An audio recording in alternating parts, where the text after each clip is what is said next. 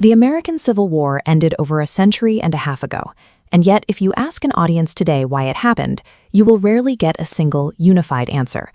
The argument over the conflict's origins is still alive.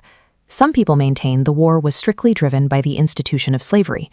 Others argue it was states' rights, a backlash against federal control, or sparked by crushing Northern tariffs.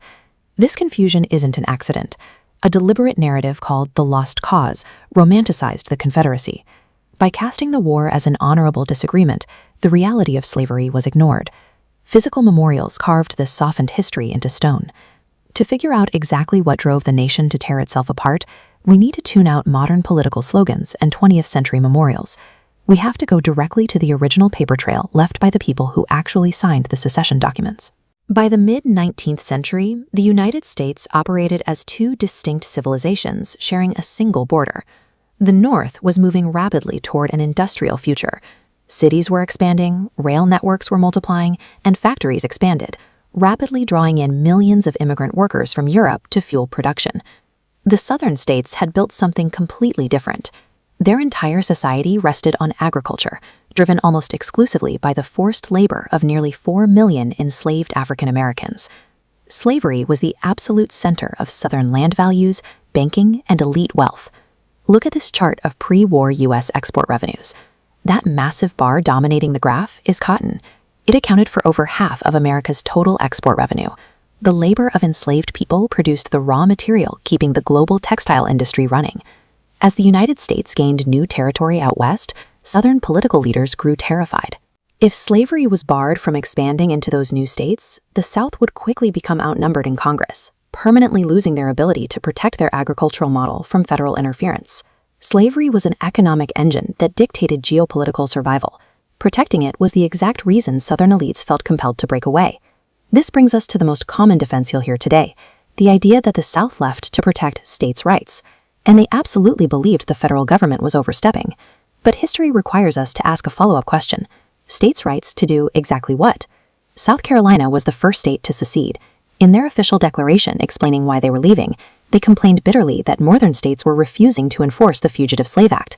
They were furious that the North was exercising its own local rights to avoid returning escaped slaves. Mississippi left no room for interpretation. Their secession declaration states directly, quote, "Our position is thoroughly identified with the institution of slavery." Texas and Georgia issued similar official documents. Both explicitly cited Northern hostility toward the institution of slavery as their primary reason for abandoning the Union. A few months later, Confederate Vice President Alexander Stephens delivered his famous cornerstone speech. He outlined exactly what made their new government different, stating clearly that its foundations rested upon the belief that Black people were not equal to white people and that slavery was their natural condition. The language used by Confederate leadership is unambiguous. While the mechanics of secession involved arguments about state sovereignty, the primary source documents prove those arguments were deployed to defend and isolate human bondage. The historical record points to slavery as the cause of secession, but that doesn't mean the North initially went to war to free enslaved people. When Abraham Lincoln took office in 1861, his stated priority was preserving the Union, not forcing immediate nationwide abolition. Lincoln navigated an incredibly fragile situation. Several border states that permitted slavery still remained loyal to the Union. Pushing abolition too fast risked driving those states into the Confederacy, which would have crippled the North's strategic position. He famously wrote in 1862 that if he could save the Union without freeing any slaves, he would do it. As the death toll climbed, Lincoln's calculus shifted. He saw that the Southern slave economy was actively feeding and supplying the rebellion. Attacking the institution became a military necessity. In 1863, Lincoln issued the Emancipation Proclamation. This targeted areas currently in rebellion, officially linking the Union war effort to the destruction of slavery. It also served as a clear warning to European powers like Britain and France that supporting the Confederacy meant actively supporting a slave-holding rebellion. The proclamation authorized Black Americans to enlist. Nearly 180,000 Black soldiers ultimately joined the Union ranks, providing vital manpower and fighting directly for their own liberation as federal troops pushed into Southern territory. A war that began as a desperate attempt to patch a fractured nation together evolved through military reality into a practical war against the institution of slavery itself. Acknowledging that reality requires careful context.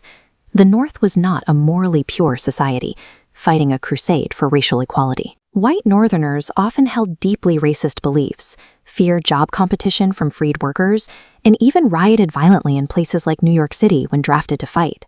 Human motivations in any war are tangled. Thousands of Confederate soldiers fought simply because they feared a foreign invasion of their homes, or out of loyalty to their neighbors.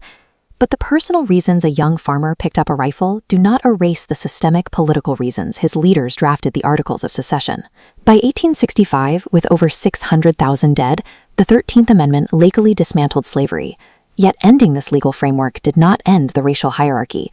The following decades saw the rise of enforced segregation, disenfranchisement, and racial terror lasting another century. Historians continue to analyze the economic and constitutional nuances of the 1860s, but the professional consensus remains clear. Strip away the institution of slavery, and the American Civil War simply does not happen. We argue about these events today because the stories a country tells about its past dictate how it understands its present. History is frequently flattened into simple morality tales with obvious heroes and villains. When we try to sanitize the past to make it more digestible, we lose our ability to comprehend how political compromise, racism, and economic self-interest actually drive human behavior. Preferring a comfortable myth over a difficult truth requires ignoring the voices of millions of enslaved people whose forced labor built immense wealth and whose suffering was codified into law. The United States was founded on a severe constitutional contradiction between individual liberty and human bondage. For generations, politicians attempted to delay the consequences. When that delay was finally no longer possible, the ultimate result was the deadliest conflict in American history.